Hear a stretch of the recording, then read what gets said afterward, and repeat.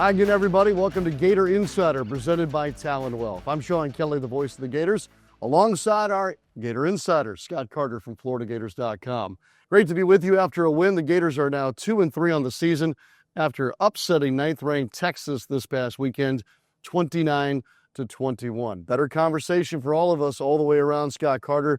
The Gators had their most complete game yet this season. What were your takeaways following Saturday's game? Well, I'm a lot like what Billy Napier said. This was the kind of Florida team I expected them to have because it was their best all-around performance of the season. DJ Lagway looked like DJ Lagway from last season, throwing for 298 yards. Jaden Ball did his thing in the run game. I thought the defense really pressured Arch Manning all day, made it hard for him. And the special teams got a blocked punt. So, Sean, it really was the kind of performance I think a lot of people expected out of the Gators when the season started. Texas came in here ranked number 9 in the country, and while they weren't exactly maybe the team that people thought when they were number 1 preseason, anytime you have that much talent on the roster, you have Arch Manning, and you kind of control the game throughout defensively. It was a good win for the Gators, a much-needed win. No doubt. Texas had won 9 consecutive conference road games dating back to their Big 12 days. So they were a road-tested program as well. Lagway recorded his 3rd best rating of his young career. Obviously, didn't play completely clean, but was more explosive on Saturday afternoon. A part of that explosive performance was the Gators' debut of one Dallas Wilson. What a debut for him as a freshman wide receiver. He started the game. Yeah. One of the best debuts in Gators history, period, Sean. That's how good Dallas Wilson was. 6 catches, 111 yards, 2 touchdowns. And, this is a player that we saw in preseason camp, and we heard about him. And you just first look at him, he passes the eye test, as we like to say. You just know this guy is a little bit of a different kind of player. DJ Lagway called him a specimen after Saturday's win, and he played like it. Just it's the old cliche come to life, Sean, the man against boys. I mean, that's what it looked like out there. And he just adds a dimension to this offense that is going to make everybody else's job easier, from the running game to the other receivers. And that's the kind of player the Gators, that's a difference maker in the middle of the season. And so we saw it come to fruition on Saturday. Jaden Ball rushed for over 100 yards, had a career-high number of carries, too, and he also had multiple receptions out of the backfield. Defensively for the Gators, what a ball game. 6 sacks, 7 tackles for loss, and 2 takeaways as well for the Gators defense.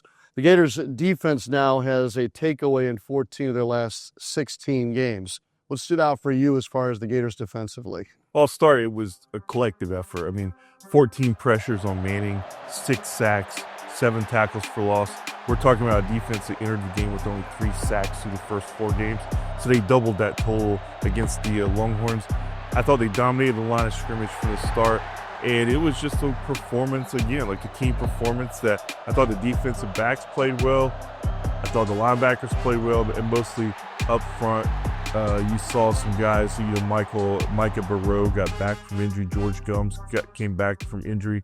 Both of them had a sack. Tyreek Sapp showed up. So just a collective effort across the board, Sean. And I thought it was their best performance defensively of the season. Yeah, your point is well taken. The Gators dominated the line of scrimmage, both sides of the ball. It was a Texas defense that was top 5 nationally in stopping the run. The Gators seemed to run whenever they chose, and with some success as well. As far as players of the game, I'm thinking they're probably going to match up a little bit with what we're seeing this week for the Southeastern Conference Awards. DJ Lagway is going to be the Offensive Player of the Week in the conference. Taylor Spirito, by the way, on special teams with the first blocked punt for the Gators since 2023. And then the Freshman of the Week, Dallas Wilson. Yeah, Dallas Wilson, he had that highlight play with the 55-yard catch. He showed why everyone was so excited, and he got back from that foot injury that cost him the 4 games. DJ Lagway, again, we spoke earlier, I think this was the DJ Lagway that we saw last year. Not only was he making consistent throws underneath, he went downfield a couple of times, obviously the big one to Vernell Brown III.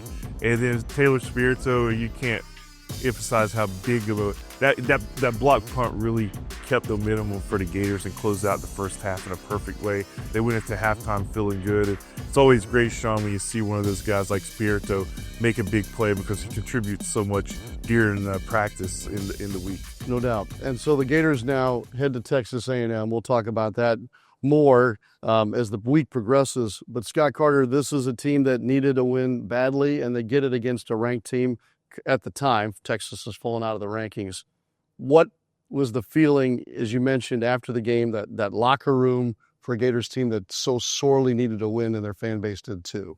Well, it was a much happier locker room, Sean, than we've seen. And I think it was, again, I'll go back to what Billy said after the game about this is a team that we thought we had. And he said that, during the bye week, they worked on the field to improve. But then he told them to go home for a couple of days and to get away, but not to get away necessarily from the noise, to remember what people are saying about you right now, where we are at 1-3, to kind of let that fuel you when you come back for practice to face Texas.